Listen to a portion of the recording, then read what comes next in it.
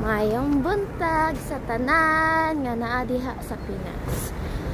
Magandang umaga sa inyong lahat. Good morning everyone and ohayo minasan. Oh, ilan na yon? Sa dalawa, tatlo, apat na lingwahe yon. So, kamusta ang tanan? Natulog maayos?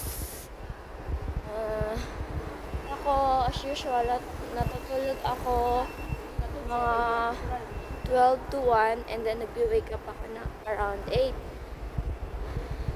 Even though my work start at 11,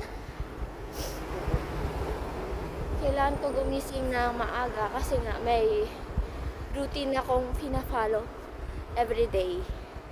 Kahit wala akong pasok sa work or school lang ako sa araw na yon, palagi akong gumigising ng maaga.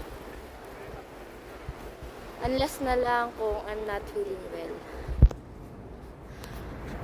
So, it's my 4th day of yoga. Balik ganda alindog. Kasi, nung umuwi ako ng isang buwan sa Pinas, nasa Pinas ako, grabe ang tinaba ko, mga 8 kilo.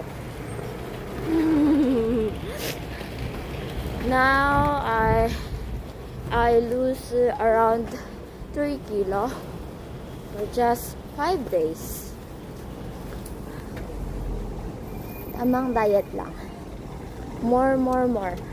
Yes, tayo. So, for the word is yasemas. It means losing weight. So, kung gagamitin mo siya sa sentence, yasitai desu, it means gusto kong magbawas ng timbang. Yun yung ibig sabihin ng sinabi ko. So, another day, another lesson. じゃあ覚えていってね。痩せる、痩せます、痩せたい。痩せるはnabawasan ng timbang. 痩せます or 痩せたい is gusto ko magbawas ng timbang. Okay, naintindihan ba? So, for the current weather, it's sunny day today, as you can see. But even though sunny day, it's still cold, you know, because winter na dito.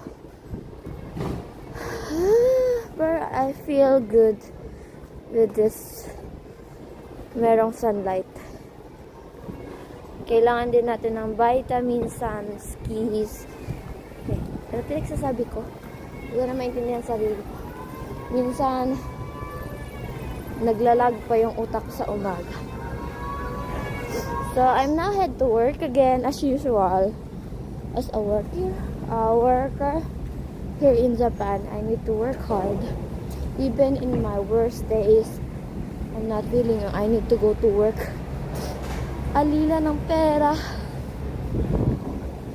Kasi dito sa Japan, as long as you're workaholic, as long as you're working, you can have food.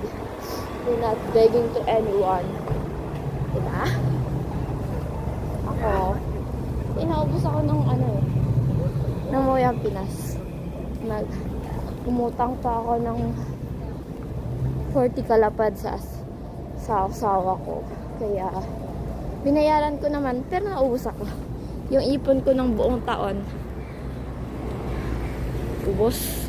Kaya, I need to work hard ulit to earn some pennies to support my Shumi is my hobbies. I pay my school. So, I think that's it for today. Ang haba na ng video. Thank you for listening, everyone. Bye-bye!